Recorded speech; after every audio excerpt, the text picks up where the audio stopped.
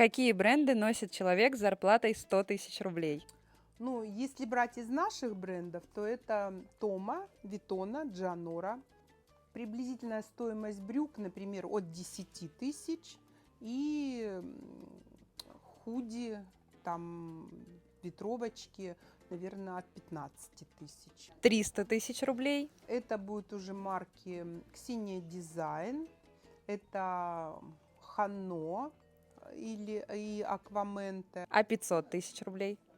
Ну, 500 тысяч уже есть где разгуляться. И у нас есть основная марка в нашем шоуруме. Это Рунхольц или Рунхольц, как правильно говорить по фамилии основателя.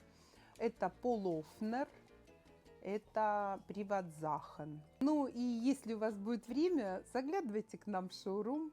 Мы обязательно подберем любой образ под вашу зарплату.